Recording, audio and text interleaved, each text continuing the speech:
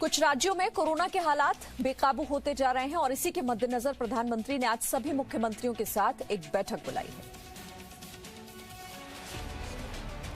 कुछ राज्यों में लगातार कोरोना के खराब होते हालात और कोरोना वैक्सीनेशन को लेकर प्रधानमंत्री मोदी आज अलग अलग राज्यों के मुख्यमंत्रियों से शाम 6:30 बजे बातचीत करेंगे। पीएम मोदी राज्यों में कोरोना के मौजूदा हालात की जानकारी लेंगे। कुछ राज्यों में कोरोना संक्रमण की बढ़ती रफ्तार को देखते हुए प्रधानमंत्री मोदी ने आज होने वाली बैठक बुलाई है। देश में बीते 24 घंटे में कोरोना के 1,15,700 नए मामले सामने आए हैं। इस दौरान 630 लोगों की मौत कोरोना की वजह से हुई है। 24 घंटे में कोरोना से 59,856 लोग ठीक भी हुए हैं। देश भर में कोरोना से अब तक 1,66,177 मौत हो चुकी हैं। अब क्या कठोर कदम उठाने हैं प्रधानमंत्री जी की वीसी के बाद फैसला करेंगे। कोरोना संक्रमण पर प्रधानमंत्री नरेंद्र मोदी लगातार राज्यों से संपर्क बनाए हुए हैं। वैक्सीनेशन अभियान पर भी पीएम मोदी नजर बनाए हुए हैं। प्रधानमंत्री मोदी के साथ आज होने वाली बैठक में उच्च अधिकारी भी वीडियो कॉन्फ्रेंसिंग के जरिए जुड़ेंगे। कोरोना को लेकर केंद्र को दोष देने पर स्वास्थ्य मंत्री हर्षवर्धन ने महाराष्ट्र, पंजाब और दिल्ली सरकार को कड़ा जवाब दिया। हर्षवर्धन ने कहा, अपनी नाकामी छिपाने के लिए कुछ राज्य लोगों में दहशत फैला रहे हैं। बेहतर होगा कि राज्य सरकारें राजनीति पर ध्यान देने के बजाय अपनी आधारभूत स्वास्थ्य संरचना पर जोर दें। महाराष्ट्र सरकार का जिम्मेदारी से काम न करना समझ से परे है। लोगों में दहशत फैलाना मूर्खता है।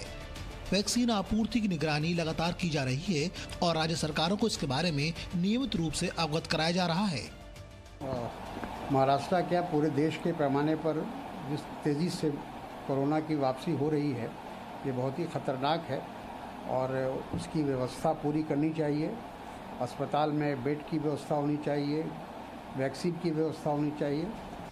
देश में 24 घंटे में कोरोना वैक्सीन की 33 लाख से ज्यादा डोज दी गई हैं। देश में वैक्सीनेशन का आंकड़ा 8,70,00,000 के पार पहुंच चुका है।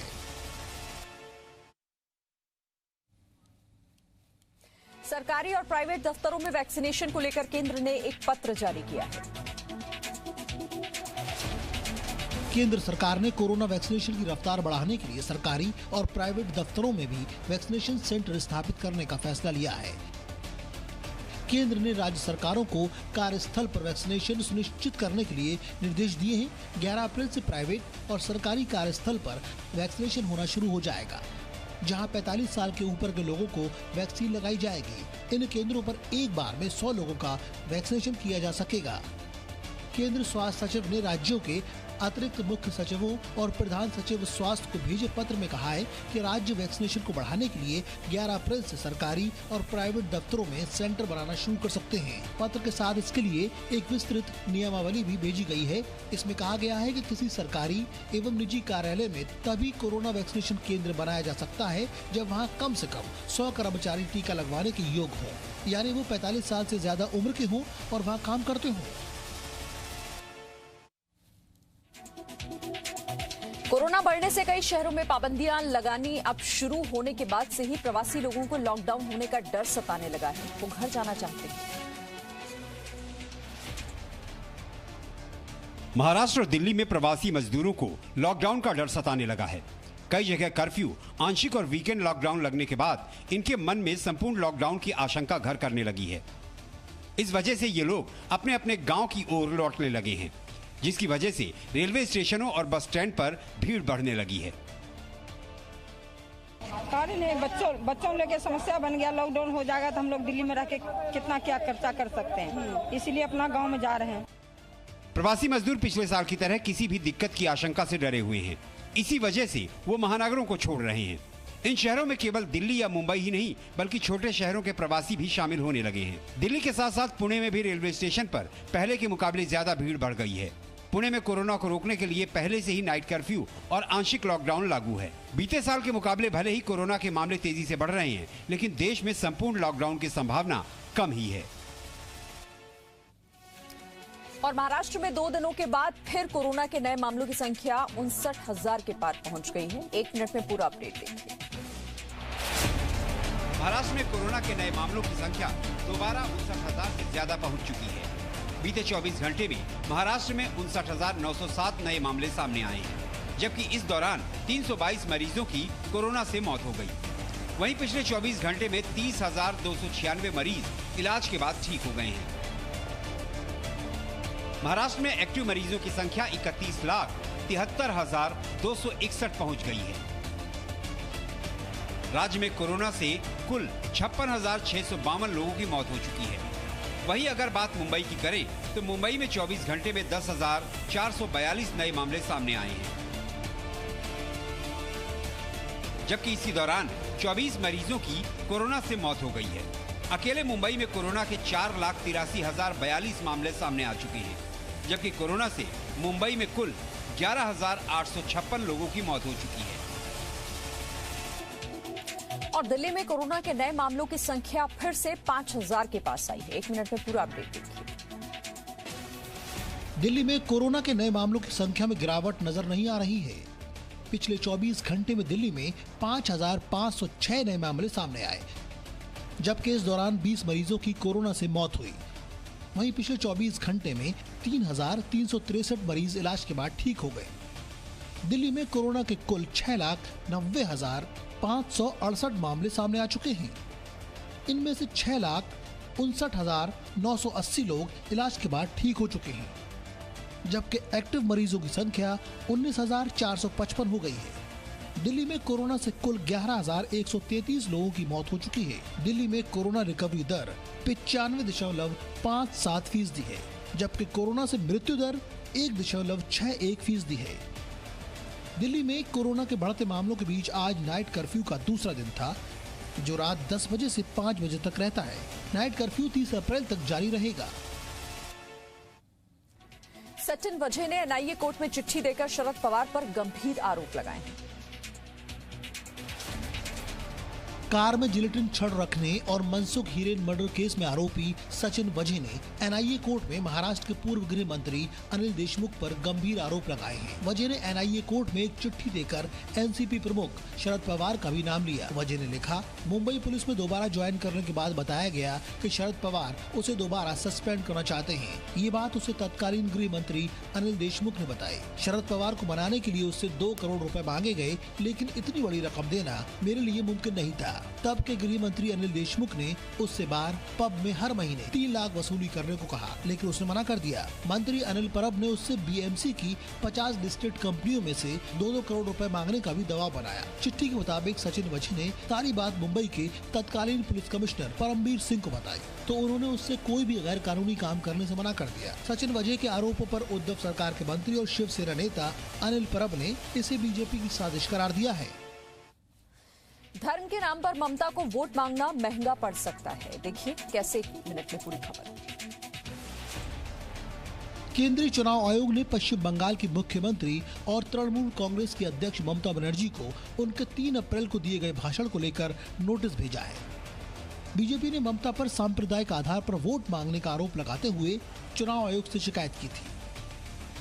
ममता ने चुनाव में अल्पसंख्यकों के नाम से वोट मांगे थे। ममता ने अपनी सभा में कहा था कि अल्पसंख्यक अपने वोट बंटने न दें।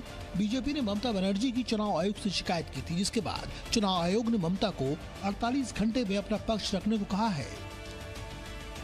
अल्पसंख्यकों से वोटों को बंटने न देने की ममता की अपील पर प्रधानमंत्री मोदी ने भी सवाल उठाए थे।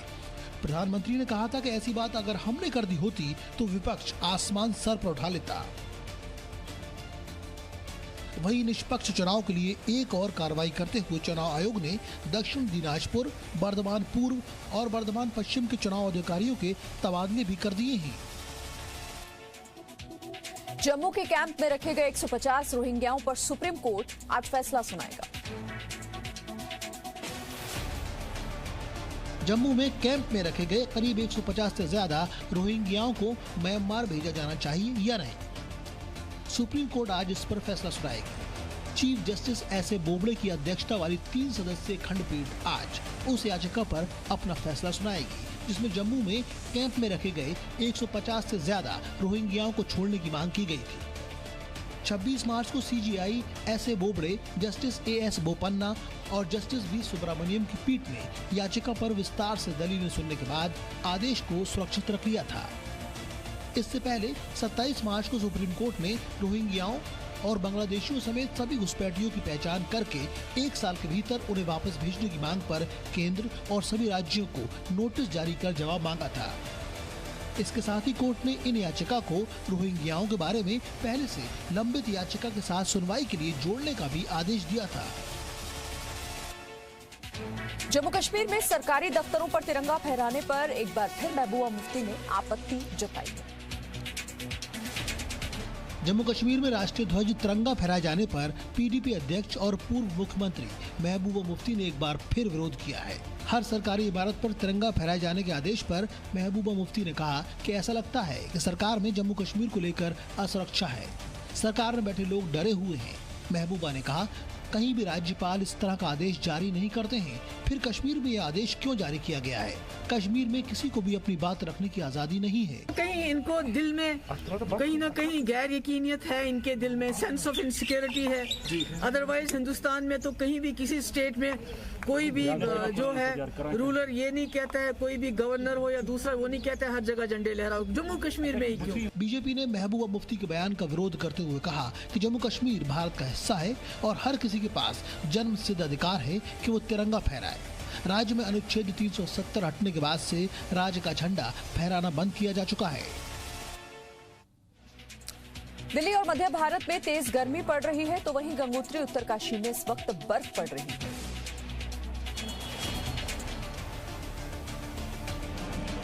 उत्तर भारत के मैदानी इलाकों में तापमान 30 डिग्री सेल्सियस के पार पहुंच रहा है, तो वहीं पहाड़ों पर बर्फबारी का सिलसिला जारी है। ये तस्वीर है उत्तराखंड के गंगोत्री धाम की। मौसम बदला और उत्तरकाशी में स्थित गंगोत्री धाम पूरी तरह बर्फ से ढक गया। ऐसा लग रहा है जैसे गंगोत्री धाम को वसंत के मौसम में कुदरत ने अपनी भेंट भेजी है। गंगोत्री धाम के आसपास का पूरा इलाका बर्फ से ढक चुका है। सिर्फ उत्तराखंड ही नहीं, जम्मू कश्मीर के गुलमर्ग में भी बर्फबारी हुई है। कल जम्मू कश्मीर के निचले इलाकों में बारिश हुई और पहाड़ों पर जमकर बर्फबारी हुई, जिसके बाद की तस्वीर हम आपको दिखा रहे हैं। मैदानी इलाकों में बढ़ती गर्मी के बाद बड़ी संख्या में सैलानी पहाड़ों का रुख कर रहे हैं। ऐसे में अप्रैल के महीने में ताजा बर्फबारी उनके लिए किसी तोहफे से कम नहीं। Presenting B News app, available on Google Play and App Store. Download it now.